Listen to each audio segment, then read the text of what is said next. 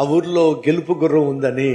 ఆ గెలుపు గుర్రాన్ని చూసి ఓరవలేక దాన్ని చంపాలని చెప్పి కొంతమంది ఏం చేశారో తెలుసా? కట్టబడి ఉన్న గుర్రాన్ని ఎవరికీ కనిపించకుండా ఒక అరణ్యంలోకి తీసుకెళ్లిపోయారు. అడవిలోకి తీసుకెళ్లిపోయి ఆ గుర్రాన్ని పాతి పెట్టాలని పెద్ద గొయ్యి తవ్వేశారు. అమాంతంగా పాపం ఆ గుర్రాన్ని ఆ గోతులో తోసేశారు. ఆ గోతులో తోసేసి తవ్వగా వచ్చినటువంటి మట్టి అంతటిని కూడా ఏం చేస్తారు? పార తీసుకొని గుర్రం మీద వేసి ఆ గుర్రాన్ని కప్పెట్టేసే ప్రయత్నం చేస్తున్నారు. ఇప్పుడు గుర్రం ఏం చేయాలి?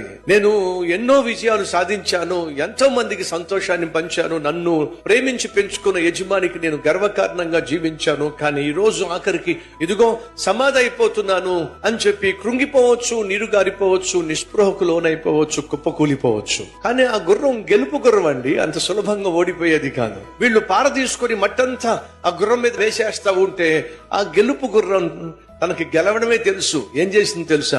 తన మీద మట్టి వేస్తుంటే ఆ మట్టి పడుతున్నప్పుడు ఇలా అనేది, ఆ మట్టి ఏమైంది చెప్పండి? కిందకి జారేది. తన కాళ్ళ కిందకు మట్టిని వేసుకుంటూ ఒక్కొక్క అడుగు ఒక్కొక్క అడుగు ఒక్కొక్క అడుగు ఒక్కొక్క అడుగు వాళ్ళు పారతో మట్టేయడం, దులుపుకోవడం, పారతో మట్టేయడం, దులుపుకోవడం. ఆఖరికి ఏమైంది తెలుసా? వాళ్ళు మొత్తం మట్టంతా కూడా ఆ గోతులకేసి అమ్మాయ చచ్చింది దెబ్బతో అని చెప్పి చూస్తే చక్కగా బయటకు వచ్చి చూస్తా ఉంది వీళ్ళని. పిచ్చోళ్ళారా, తను కప్పెట్టాలని ఏ మట్టి అయితే మీరు నా మీద వేశారో దాన్నే ఆధారం చేసుకుని నేను పైకి వచ్చేసా. అర్థమవుతుందా?